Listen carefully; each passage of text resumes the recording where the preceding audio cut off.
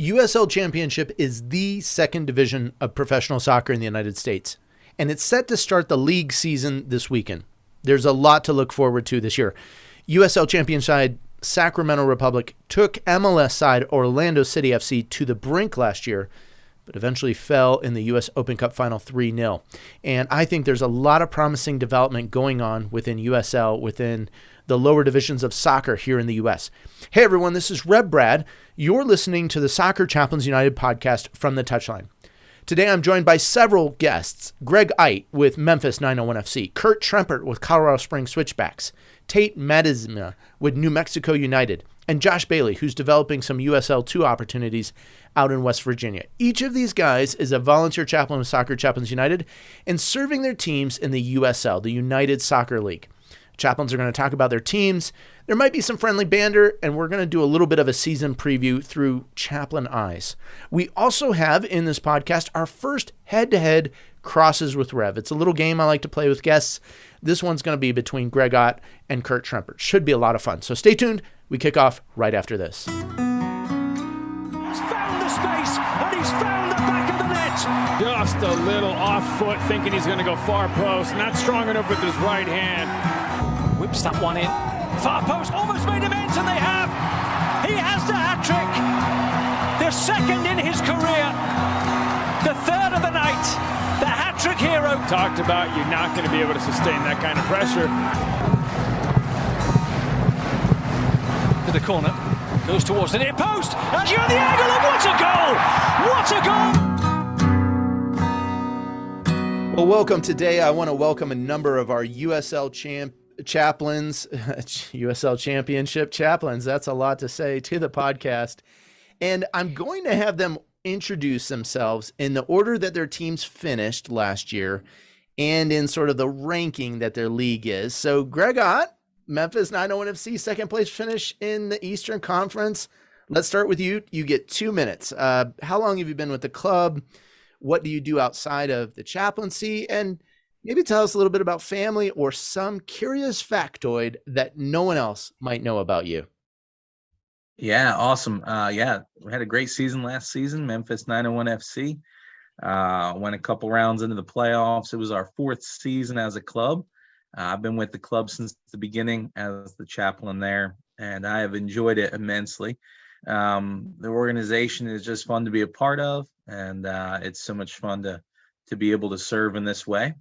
Looking forward to this fifth season here. It's going to be the best yet. We're confident about that. A lot of returning players this year, which is a huge blessing to me as I get to maintain those relationships and even build on those as I establish new relationships. I'm a pastor here in Memphis, Tennessee, a little bit outside of Memphis, and been here with my wife and 2 kids, 7 and 5, Truett and Fiona, and we just enjoy living here.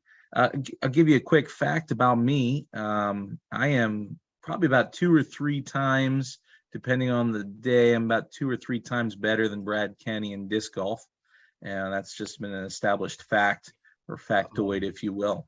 That's me. We actually have statistics that prove that to be, well, you know what? We got to settle this because in Colorado, I am the undisputed champion.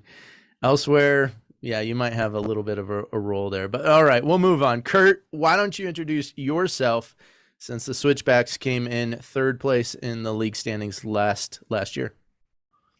Yeah, my name's Kurt Trempert. I've been with the Switchbacks since the end of 2015, and that was their first season, so been with them since the beginning.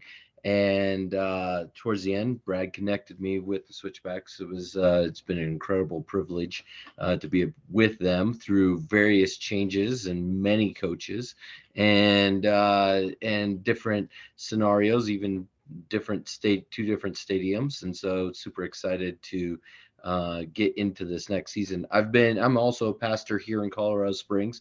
I've been here as a pastor since 1999. So you do the math. And I have 3 adult children, all married. I have 3 grandchildren. Actually 2 daughters and a son, and 2 granddaughters and a grandson. So there you go. So that's my current So I do have a gray beard, and that is because I love being a grandpa. So I've always aspired for that. So just a kind of that's a little factoid about myself, I guess.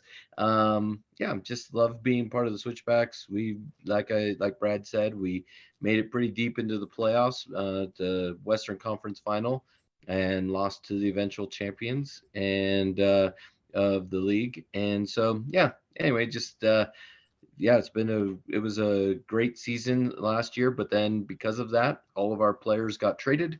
Coach got hired on an MLS team, and so now we are basically starting over. And Starting over. Oh, thank you, Graybeard. We'll get into that a little bit more, and I love that. That's your new nickname, is Graybeard.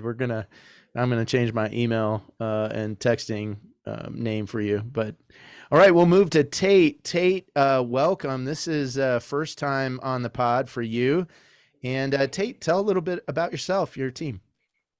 Yeah, thanks for the welcome. First time on the pod. Also, my first season here in Albuquerque, New Mexico, with New Mexico United. So I'm new to New Mexico United as almost as much as I'm new to the city of Albuquerque. So I moved here to Albuquerque about a year and a half ago. I'm a pastor at a local church here, and just excited to hit the ground going. I met the former chaplain, who's a friend of mine, and he was like, "This would be good for you." So I trusted his judgment, and this is where we are. So excited to get the season going. We finished 5th last season, and with some of the changes in the conference, we're hoping to move a little bit further up. Maybe trade spots with Colorado Springs a little bit. I don't know, but we'll see. All right. We'll challenge Kurt just a little bit here. But yeah, we made it to the playoffs, not very far into the playoffs, lost in that first game.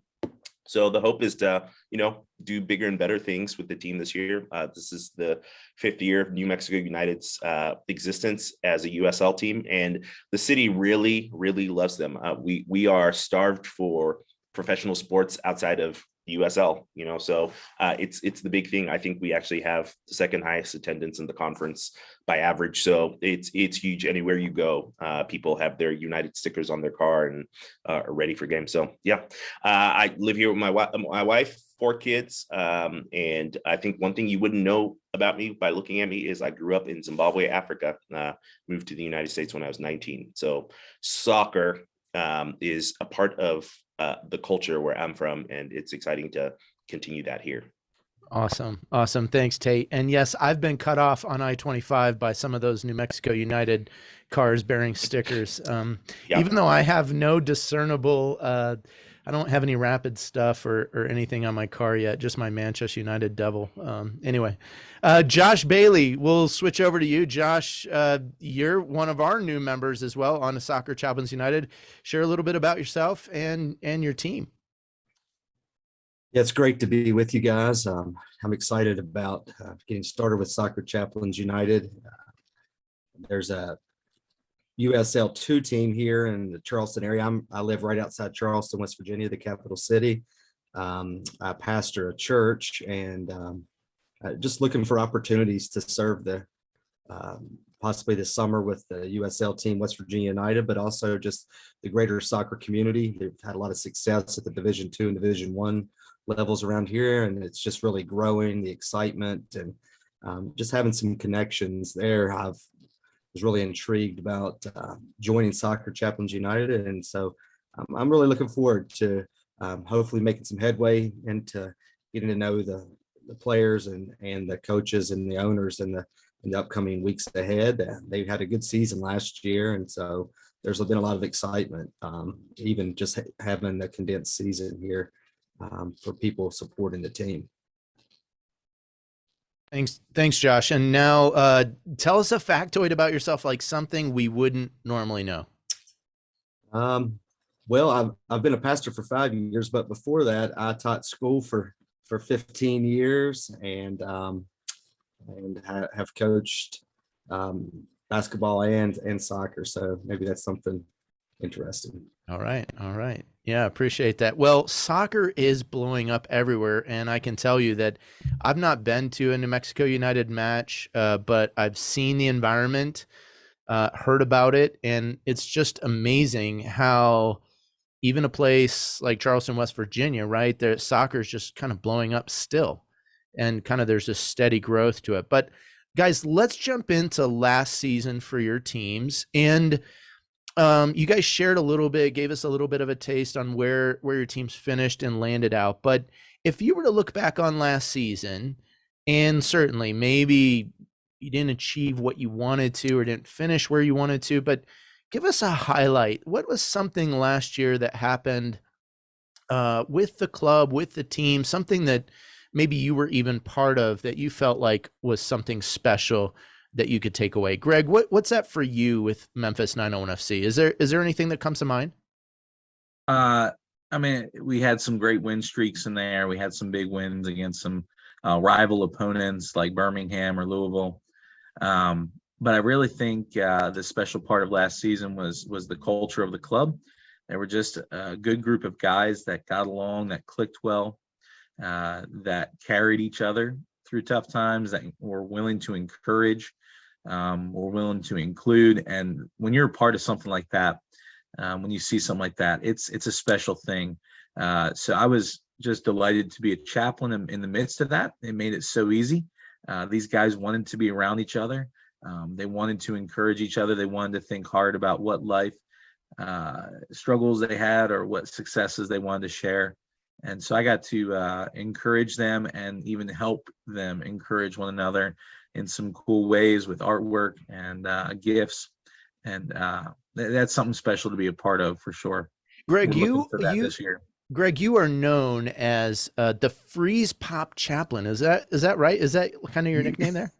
Yeah, I guess you could say that. Tell us a story about becoming the Freeze Pop Chaplain. Yeah, so Memphis here in the summer, especially in July and August, just brutal heat. I mean, it's just cooking because the humidity is so intense. And so back even in the first season, I have a friend who does industrial sales, and he has these freeze pops in his freezer called squinchers. They have electrolytes in them, and they're pretty tasty. And I just thought, man, it'd be awesome to take these out to training one day. So I checked in with the coach, with the nutritionist, and they were like, yeah, bring them on out. And that just started it off. So guys already this season have been asking for them on 45-degree training days. Oh my gosh. No. It's gotta hit 80 degrees at least before those come out. So there is a standard. Yeah, I usually say 80 degrees. It has to be an 80-degree train at time of training. And 100% humidity. Yeah, exactly. Well, it was funny, Greg. I was walking in with some Rapids too. That's sort of MLS's MLS Next Pro, third division. I was walking in with some of the guys, and they were, what do you do? And I'm like, yeah, I lead up other chaplains. And they're, oh yeah, so what about Kevin? Yeah, I oversee Kevin a little bit. And they're like, I was like, how's he doing, by the way? And he's like, well, last year he brought us these pops, these freeze pops. They were great, So I was like, your idea has caught on with some others. So well done to you. The whole soccer world, yeah. Yeah. Pretty soon we're going to take over the soccer world with our freeze pops. We should brand them like Soccer Chaplains United freeze pops or something. Yep. Kurt, transitioning to you in Colorado Springs, you guys a couple years ago got a new stadium. You got a nice little light display show that goes on when goals are scored and other moments, but share a little bit about what the evolution of the Colorado Springs Switchbacks has been and what that meant for, last year just losing out to the eventual champs. What's it been like for you to see the club go through the evolution it has? Yeah, the club has just really kind of turned a corner in many ways in becoming a full professional organization. I think, when they first started, they were playing out on the east side of town in a temporary stadium, if you would. They had temporary locker rooms, temporary offices, everything on the grounds, and they would practice there about half the time. It was a grass field, and then they would practice out on some turf fields out for even further east of town. I've been there. I've been there before for a few games, and let me tell you, when those storms roll over the mountain and Pikes Peak, and you see them coming, and you see the lightning, and they're just like, everyone, please go to your car. You just, you're in trouble. So, but Yeah. I imagine that doesn't happen as much at the new stadium. Well, it does. Well, actually, you still have to exit the stadium, for thunderstorms. And Colorado is known for our thunderstorms. The big issue is that the advantage is being downtown is we don't get as many thunderstorms right downtown as out east, that kind of thing. But the bigger issue is just kind of I was totally unexpecting the fortress mentality. That this is our home, this is our fortress, we protect it and guard it at all costs, even when especially when New Mexico United comes to town. But it's just this kind of fortress. There's a great front office, and the front office staff kind of serves as gatekeepers, and then you have all these different doors to go through to get into where players are, and that was just so unlike what it was before when it was out at the other stadium. And so now we have a stadium downtown. Parking's even difficult. Access into the building is difficult. You have to have passes and everything else. And during COVID, obviously, you can imagine all the fortress that I was totally unprepared for. Sure. I was expecting to have the same freedom as before. And so it's just kind of an interesting dynamic, and then various coaches and different philosophies related to both Chaplain as well as roles that that I should have with the players. But the ownership has always been an amazing resource for us and opening doors for Soccer Chaplains with the players and the team and the front office and the stadium staff. Kurt, was last year's finish, was that the best finish for you guys? Oh, ever? yeah, by far. Okay. Yeah. I mean, back when when the Switchbacks first joined the league, we made it pretty far, but it wasn't, it wasn't the same level of, I think we might have ended up, we didn't make it to the final. We made it to the the Western semifinal, I think the first or second year, but that was about as far before. It's so different when you're meeting in a trailer, a temporary trailer for a locker room, versus having your own place that you can call home and just kind of rest in. Like, it just makes such a difference for those guys, and the professionalism. I mean, I've seen it, observing it over the years. The professionalism has just increased year over year, and I know the Rapids and Switchbacks have been associated, so that's, whether that helped or hindered, I'm not exactly sure, but I'm sure that there were some practices learned and some ways that Switchbacks grew out of that. But it was great to see you guys finish as well as you did last year, Kurt. And but I don't want to give away. I have a little bit of my heart for all of you, including New Mexico United, even though I get cut off on I-25. So Tate, tell us a little bit more about last season for United, and how was it for you? Were you in the stands? Did you go to many games? Like, what was the game like for you last year? Not many games last year. My kids ask me all the time to go to games, and it just didn't balance out. But I think in watching, I got to watch a couple games here and there, because I was like, I'm here. I need to know about this team.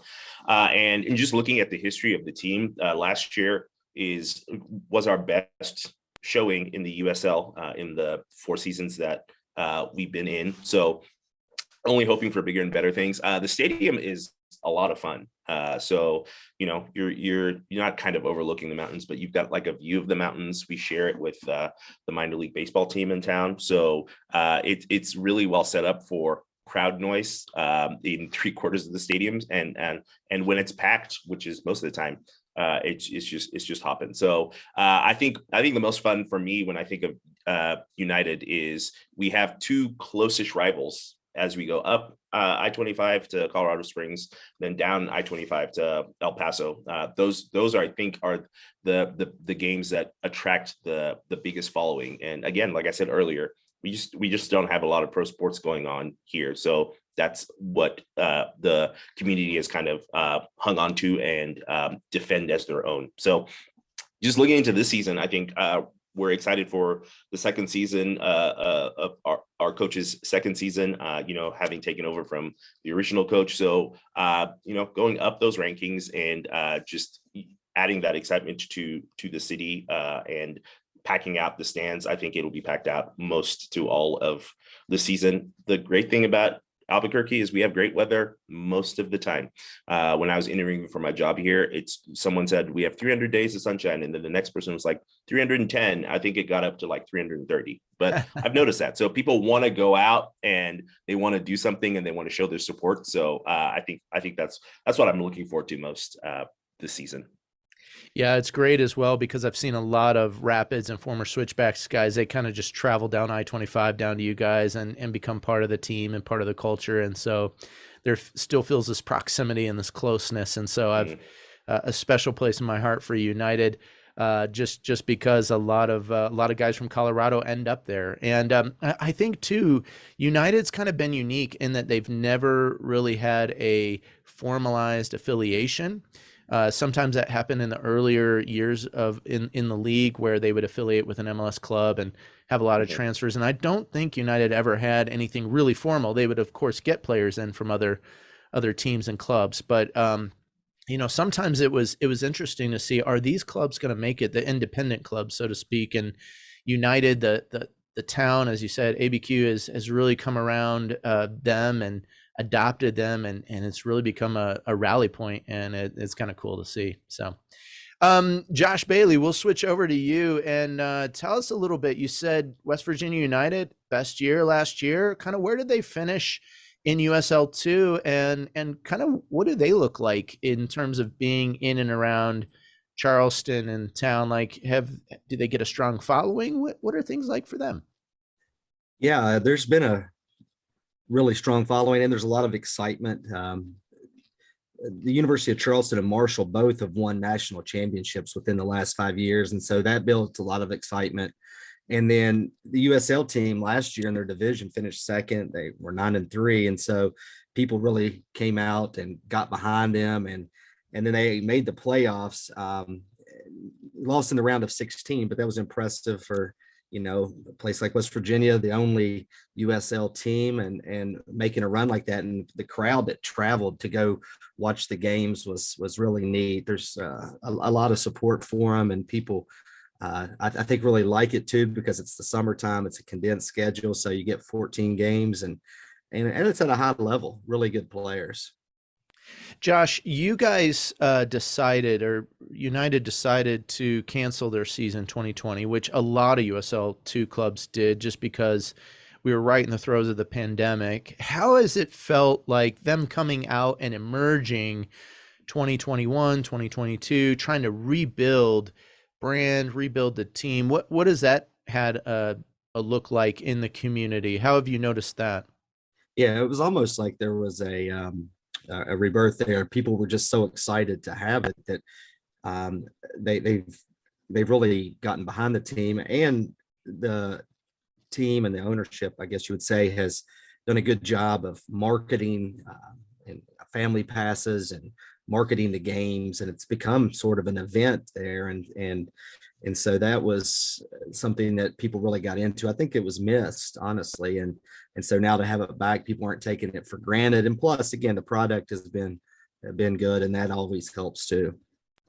It's interesting. You mentioned the family orientation. Sometimes I feel like professional soccer in the U.S. kind of leans towards one direction or another. It leans towards, hey, let's get families in here. Let's really attract youth, and this will be our fan base. And then others have more like a downtown culture, and let's appeal to the sports fan, the one that's got some discretionary income and some of those things. So you're kind of suggesting United there, West Virginia United is a little bit more oriented towards families, just the environment.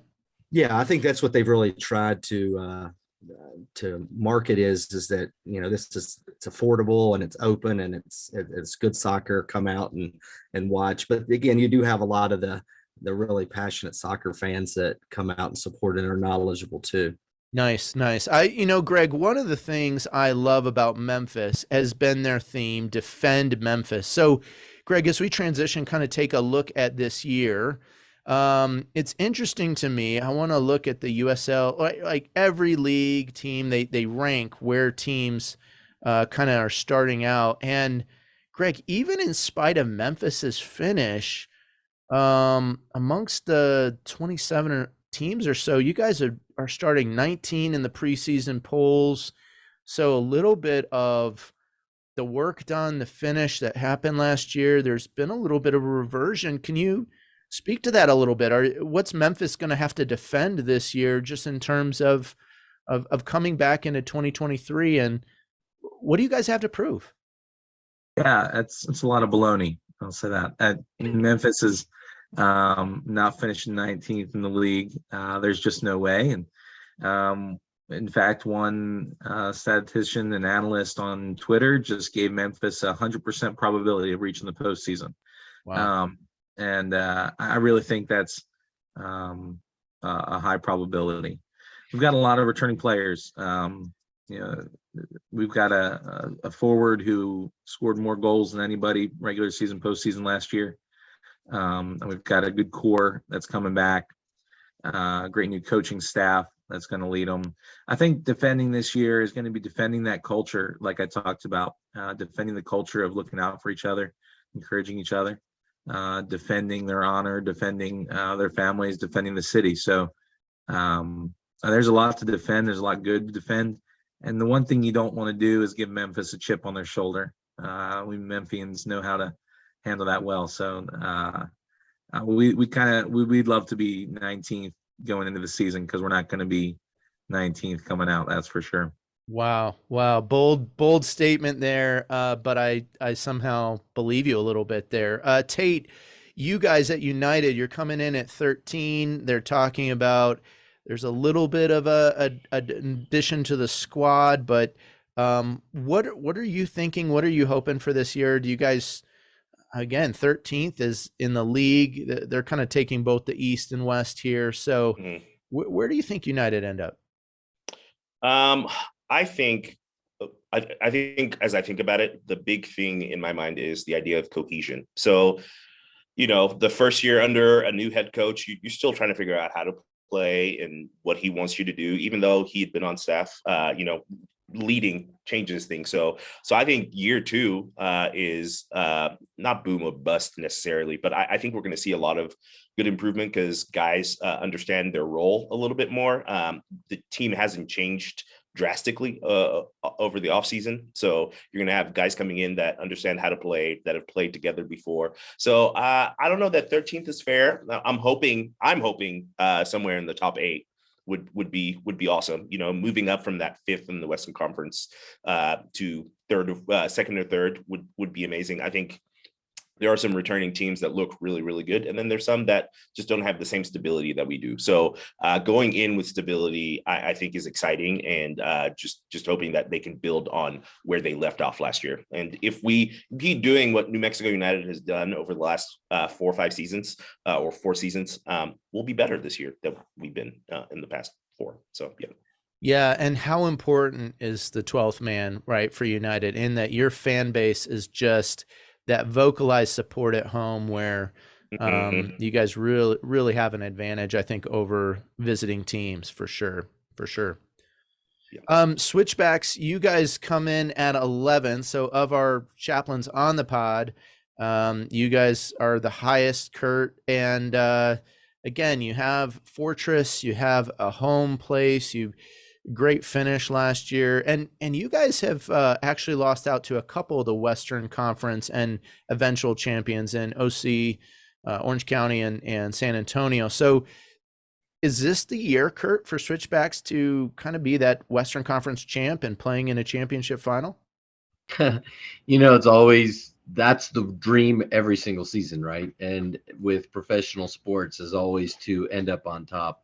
And really the proof only happens when the games are played. That's the only way and there's always a lot of hope, there's a lot of anticipation, and this year is no different than every other year, although this year I would say, because of how close we came last year and winning a home playoff game and the excitement that went with that was an amazing game. interesting thing about that, I was sitting at that game with a broken back and broken rib and a concussion that I didn't know I had, only to be miserable that night. But anyway, all that to say, it Grandpa. was yeah, that's what happens when you're old.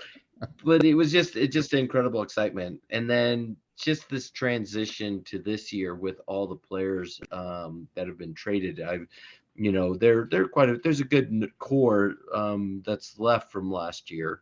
But having a new coach, although he was on staff and moving into that, everybody's kind of in a interesting mode of we want to know what's happening and how things are going to play out. But the whole city is just definitely excited. We have our slogan is "My City, My Team." And it's this idea that this is our team here in Colorado Springs. And Colorado Springs always has a little bit of a chip on their shoulder because of Denver just being up the road and the Rapids being up the road. So it's this idea of, this is our city. This is our team. The Rapids are not our team. And so just kind of that has been an interesting dynamic as we've gotten our new stadium and being the most electric event center in Colorado. That's their desire. And so it's just pretty cool to be a part of all that and then just have the opportunity to celebrate the wins and more. We've had our share of wallowing in the losses, if you would. And we've had, we've been a bottom dweller for a long time. So to be in this stage where we're in, the top 10, top 15 teams in the league and considered as such is, pretty good honor and well deserved after last season. That's for sure. Yeah. For our podcast listeners, I can definitely say this as an MLS chaplain that USL Championship is nothing to smirk at because there is some great competition. There's some great players and teams and clubs and cultures. In fact, I have in my hand the Rapids lost in the U.S. Open Cup 1999 to the Rochester Rhinos, so it's still a little bit of a sting and stain on our record because even last year, Sacramento Republic going up against Orlando in the Open Cup and just creating great drama. And so I don't think our second tier of pro soccer is anything to blink at or wink or nod at, because it is really class act. And for some of the smaller cities and places where these clubs are existing, it's a great environment for fans. And so I just appreciate that about USL Championship. And I've enjoyed the games that I've gone to and sort of the culture. There's still a little bit of a newer kind of different thing that's going on there, but I enjoy it as well and can say definitively, yes, it's something to think about, see, and support. So, well, guys, thanks for giving us a little bit of a breakdown and preview as we go through those rankings. I do think it holds true that where you start this year and in this season isn't necessarily going to be how it ends up.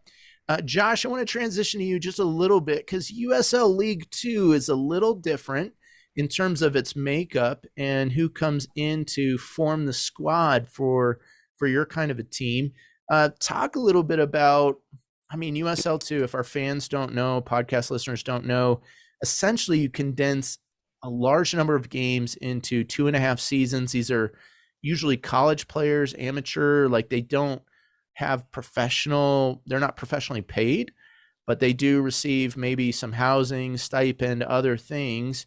Where'd you guys finish last year, Josh, for United? And where are you guys thinking you're going to finish this year? Yeah, we were second in the South Atlantic Division. Won 9, lost 3, and tied 2, and then made it to the round of 16 in the USL playoffs, which was good. They were talented. Milo Youssef was one of the top players that played at Marshall. He's actually moved on now. He's with the USL Championship team in Tulsa. So so there was good talent there. He'll be tough to replace. I think they're still putting the roster together. They had another little tryout about a week ago. And so they're still getting the team together. I think to build on that, something similar to build would be impressive. And the people now are excited to see if they can advance in the playoffs. It was fun. And it was neat to see a few hundred people who traveled to North Carolina and the places for the playoffs.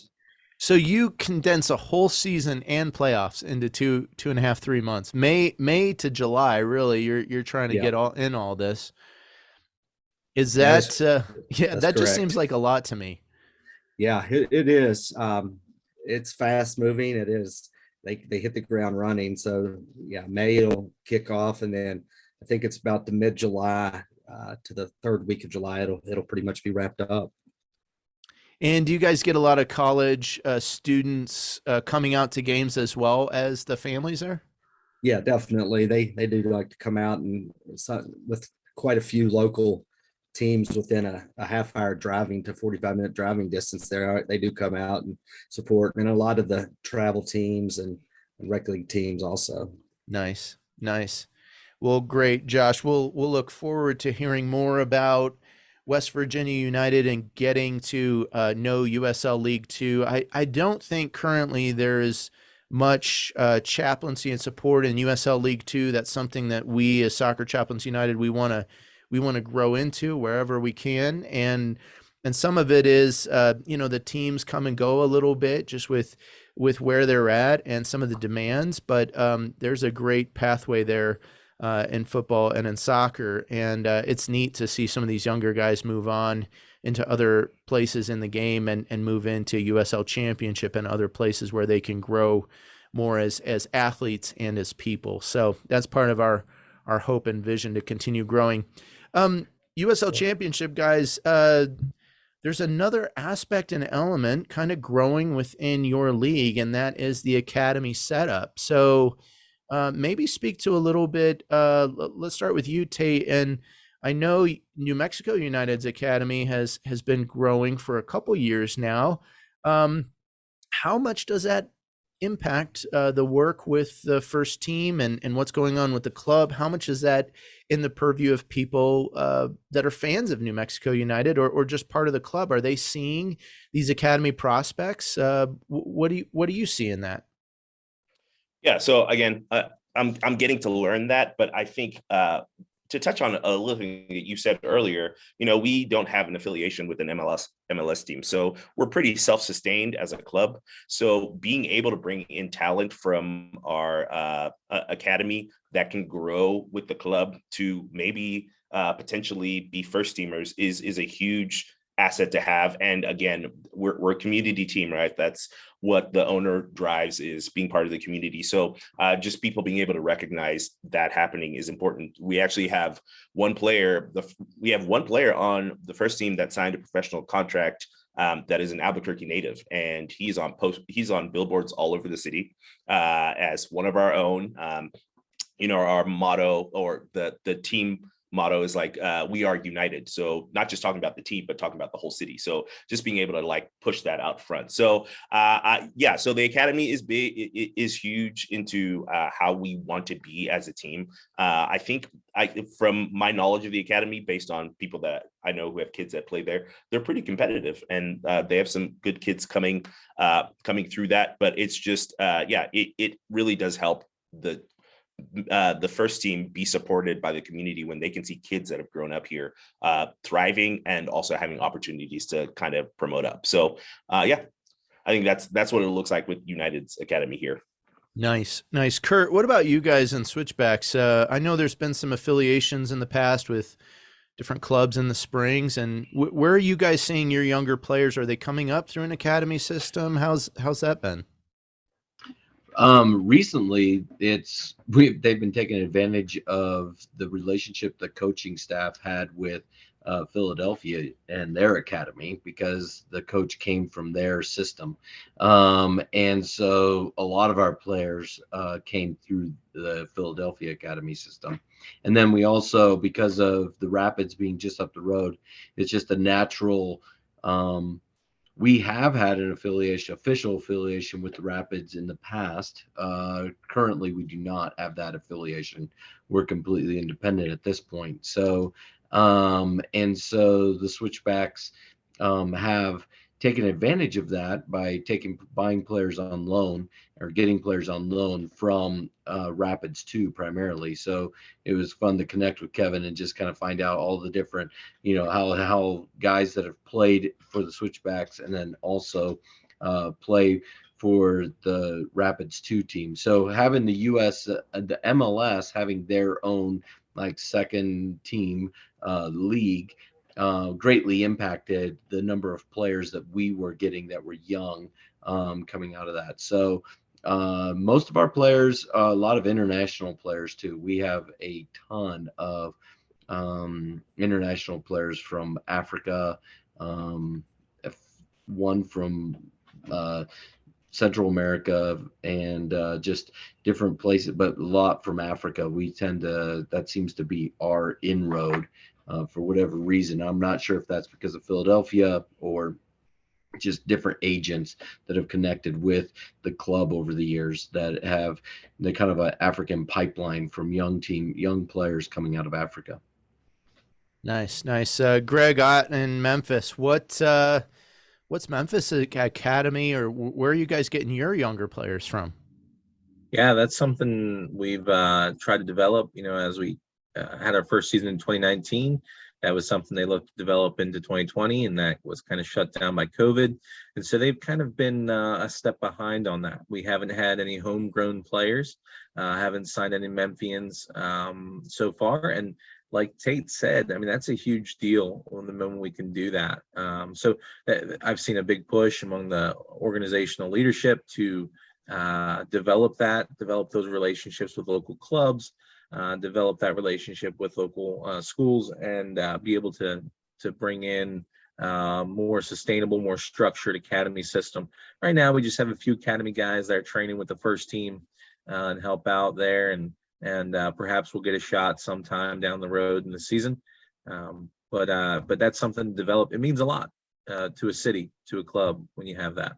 For sure. I was going to say, for our listeners and those that follow and support Soccer Chaplains United, for us as chaplains, some of the work we're doing with athletes and coaches especially comes in important at the academy level. Like, just think about the pressure of your son or daughter, if they're in their teenage years, being on a billboard in the city, right? Like, now all of a sudden there's this exposure, this pressure. I've often heard it said amongst the academy products that you're only as good as the next team that buys your contract. So, we all can find local talent. We can cultivate it. We can encourage it. We can support it. But then it's really that next club that says, hey, we want that academy product. It's them valuing you. That's when you know that maybe you've made it into the pro game, because there's always sort of the sense of home. But then too, it's a challenge to leave home. And I've seen academy products go overseas and do well, and I've seen them not do well or struggle because they're in such a different environment. And so for some of you listening, as you try and understand our chaplaincy and support and work, it often is not just for the first team athletes and coaches in that locker room. It extends down into other aspects of the club, including the academy. And this becomes an important work for us. And Josh, I imagine for you and United, West Virginia United, there's a lot of collegiate athletes. Like, there's a lot of turnover potentially that happens every year with that team. Yeah, that's one of the exciting parts, is that you see lots of new guys, but then oftentimes though there is quite a bit of turnover. I would say more than 3/4 of the roster turns over each year, and there are guys that are back for numerous years through their college experience. Some in the local Mountain East Conference, and some in some Division IIIs, and others around the Roanoke, Virginia, or some of those areas that will come back and play. I love working with younger players, especially. I recall back to some of my earlier Rapids days. I would take guys for a meal at Chipotle, and I'd be like, get whatever you want. I had this one guy, he would order 2 burritos, and I thought, oh, he's ordering for dinner. And actually he would eat both of them in one sitting. I was like, oh my gosh, like, this guy just is consuming the calories. But it's just amazing sometimes the younger player, the younger person, the person in these academy systems, they're really hungry. They're hungry for the game. They're hungry for those sort of relationships that sometimes a chaplain can bring as sort of an older brother, or in my case, or now I'm becoming more like father, or, Graybeard over there is grandfather, maybe to some of the Academy products, Yeah. but it really gives us an opportunity as men, with men, to kind of speak into their lives in a different way, to encourage them, support them. And they're really open to many of those things I find in those times. Have you guys found that as well too, just in your work with the younger players and the teams? Yeah, absolutely. For sure.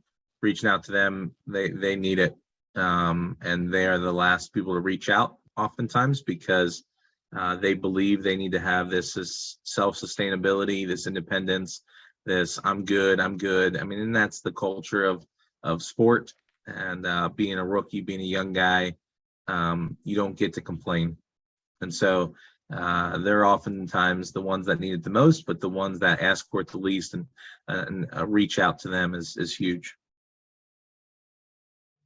Yeah, yeah, go ahead. No, I'm just saying I totally agree with what Greg's saying.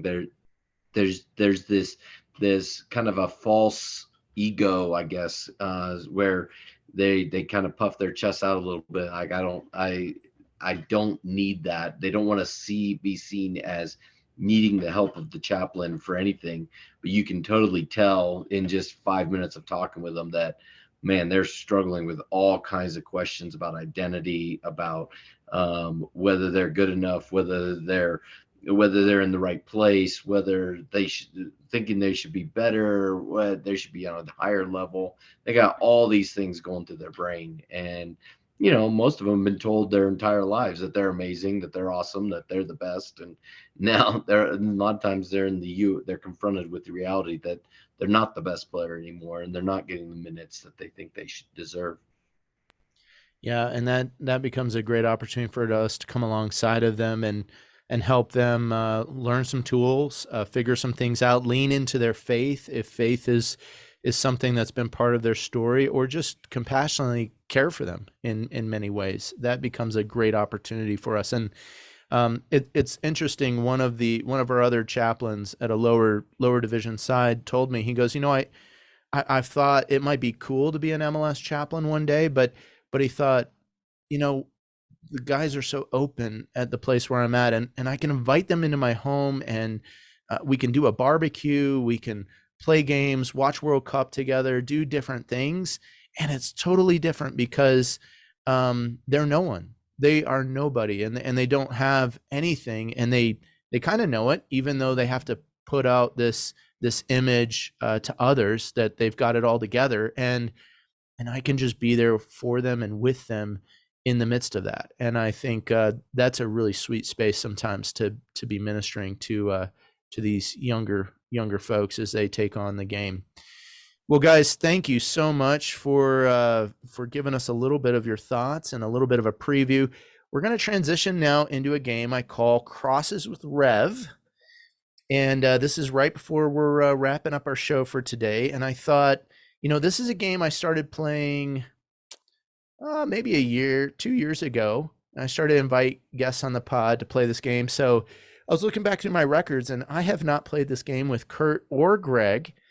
And I'm thinking that because Greg is younger, and because his team finished second in the East, and Kurt, you guys finished third in the West, I'm going to give Greg the opportunity to go first. So Kurt, this is going to play to your advantage. You'll get a little taste of the game.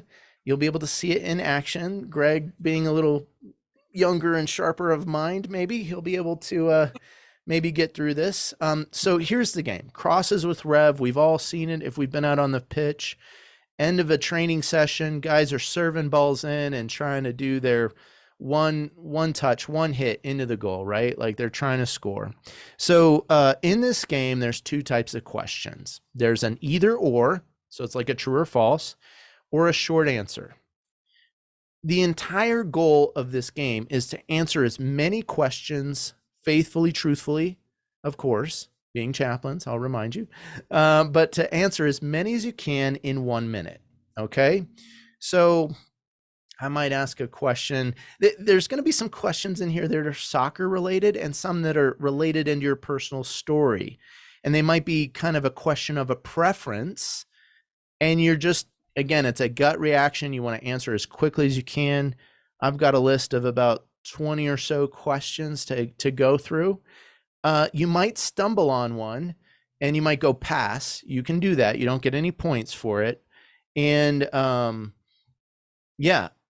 any questions around how this game is played or what it, Greg, I see you're ready. I'm ready to go, man. I'm ready to go. Wow. Cross it in. All right. So Greg's going to go first. So I'll have the rest of you guys on mute. Greg, I've got a timer here. The timer will start after I've asked the first question. And again, we'll just try and get in as many of these as we can.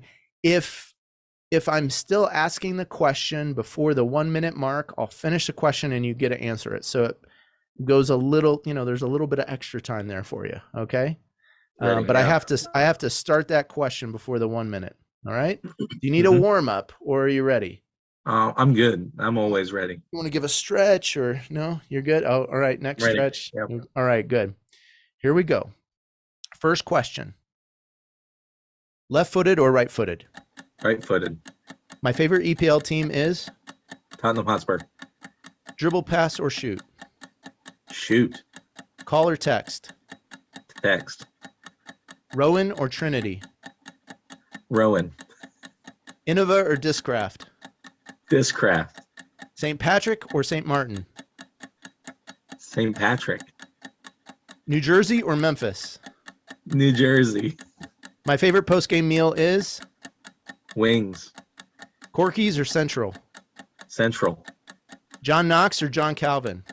John Calvin. EPC or 901 FC? 901 FC. Kasparov or Carlson? Carlson. Messi or Ronaldo? Messi. Soccer or disc golf? Soccer. My favorite comedian is? Nate Bargatze. Mike or Brad? Mike. Fork or skewer? Skewer. All right. That was fun. Let me add up your points there. Kurt, this'll help you know what you got to beat. I don't know if I know the answers to some of these Presbyterian questions. Oh. Your questions will be different. Ooh, Greg, 24 points. And I think Ben Dudley still owns the Chaplain side of things. I think he got 25 in the most recent podcast. But Kurt, you have a chance. You got to beat 24. 24 points. You got a good sense of what's happening here? Yeah, just give an answer. Well, it better be a good answer, right? Well, I'll try to be as truthful and honest as possible. Oh, let me check the leaderboard here just so you have. Yeah, Dudley had 25. So Dudley's leading the Chaplains. Lori Kruger, when she was on, had 23. So that's your encouragement here. And we'll get. Do you need a warm up, Kurt? Are you ready? I'm ready. I think I'm ready. All right. Here we go. Left-footed or right-footed? Right. My favorite EPL team is? Fulham. Dribble, pass, or shoot? Dribble. Call or text? Text. Missionary or alliance? Alliance. Coach or play? Coach. Toka Falls or Simpson? Simpson. Keto or Colorado Springs? Keto. My favorite postgame meal is? Pizza. Switchback Stadium or Widener Field? Switchback Stadium. Coke or Pepsi? Coke. Verbo or Airbnb? Airbnb. Ballon de Verde or pancakes? Pancakes. Messi or Ronaldo? Messi. Go to goal or go home? Goal. My favorite comedian is? Kevin James. A.W. Tozer or A.B. Simpson? Simpson. That's it. All right. You fell short by one question. So 23 Is your total score not bad though for Graybeard? It's because you get old, you get slower. I know. I was gonna the other one I was gonna ask you was John Wesley or William Boardman. Don't even know who William Boardman is. Oh, he was the Keswickian founder. He started like his book kind of was the impetus for Christian Missionary Alliance and other denominational churches in your vein. See, See, you're making the assumption that we're a holiness movement, and we're not. Well, but they were influenced by Boardman's book. Yeah, you Brad, would I have got had a one. great answer anyway. I got one for you then. Ready? 7 or nothing.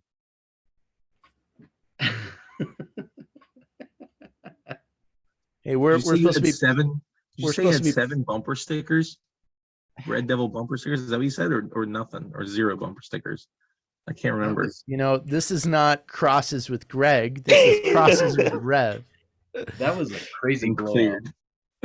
Guys, hey, when you're in the running for so many trophies, you sometimes just need to take the foot off the gas for one game. That wasn't the right game to do it, but it was the game they did it. So I have to remind everybody that Manchester United has a warehouse full of trophies, and they have to recycle. They have to they're on a system. They have to rotate the trophies into their little museum because there's not enough space. So if your Tottenham Hotspurs can do that, or your Fulham, whatever they are, can do that, you can talk then. So it's all right. Yeah, I'm a Bundesliga guy anyway. I don't even care about the EPL. Well, so who's your favorite Bundesliga team? Bayern. All right. That's fair. Talk Champions Leagues. Well, yeah. It's Or okay. trebles. It's okay, Kurt. Kurt, did you play growing up in Ecuador? Did you play a lot? Oh yeah, all the time. Yeah. We know, Tate, you played in Zimbabwe, eh? Mm-hmm. I did. What And, position were you, Tate? I played central midfield, mostly 10/8, depending on what we look at these modern players as. I was most disappointed in Greg's answer of favorite EPL team, so we'll just leave that at that. Yeah. Well, Tate, we will get a chance to learn yours here soon. I kind of wish our podcast was a video cast, because Tate, I love your hair. I don't think I could pull it off, but I love it, and I'm just excited to have you joining Soccer Chaplains United. I think though, Tate, you're joining at a time in which our chaplain age department is a little older, and I could probably get out and play 15 minutes. I don't think I could play much more, and I would probably be playing in goal and break something. So yeah, we'll have to see. Kurt, remind me, you were a forward, weren't you? Actually, I played everything except goal. So I've honestly. Are you saying something? Is that a dig, Kurt? No. I'm just saying no, it's not a dig. Goalies are strange, but yeah, I was more. Yeah, I played. Yeah, all of them. I can't even tell you. Like college, I played seriously 3 different positions in college. In high school, I played them all. So. Nice. Greg, what about you? I played in the 6 role. Okay. I loved seeing the field in front of me. Nice. We didn't have numbers when I played. I'm kidding. As in, like humanity didn't invent numbers? Yeah, or positional numbers. I grew up playing soccer in Arizona and Michigan back when there was no. I don't even know what existed at the time I was playing. I've got an old school picture though of my soccer team in Phoenix, so that's always fun. Yeah. Josh, did you play soccer?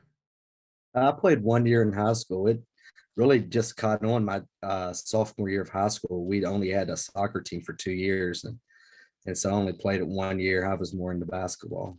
Yeah. I really enjoy it now because the kids, and even in our small little area outside of the city, we have over 200 kids just in the spring rec league. So yeah, it's pretty neat. I took my daughters to the gym a couple years ago. We were shooting hoops, and they're like, "Dad, you're actually really good at basketball. Like, why aren't you a basketball chaplain?" I was like, "Yeah, it doesn't work that way, guys." And it was funny. In my college, I went out for the college team, and the coach said, I tell this in a podcast, so I'm less and less ashamed of it. But he's like, "All right, I want you guys to make some runs." And I just kind of eyes down, was like thinking through my head, what's a run? And I was thinking back through all my coaches and whether they had ever used this language with me before.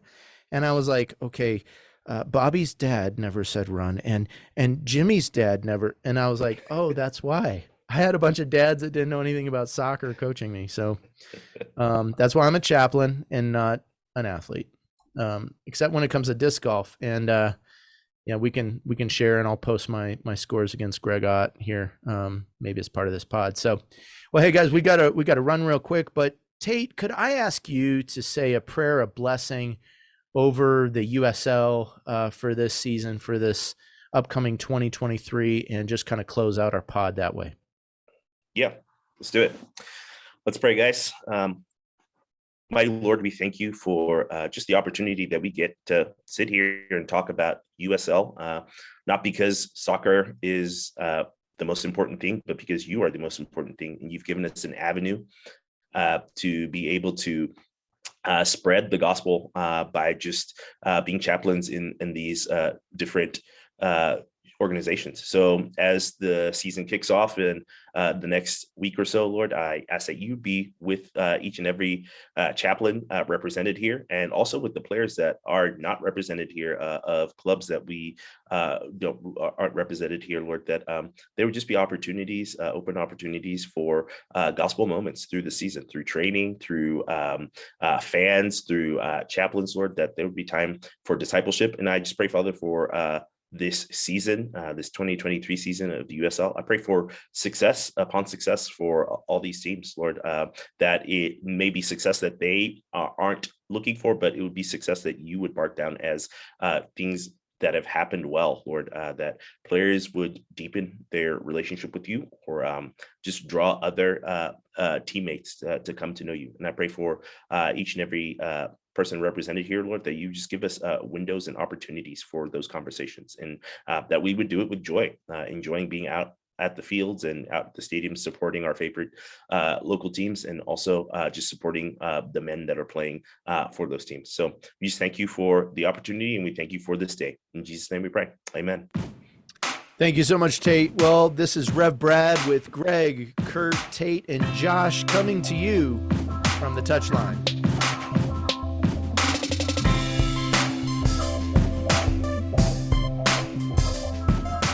Oh, what a fun podcast, and I love having other chaplains on so you can get to know them a little bit better and see the great people that I get to work with. Well, hey, coming up next week, we're going to have a lesson from Lasso, and it's the season opener for Season 3 for Ted Lasso, so you might want to watch that if you've enjoyed that show.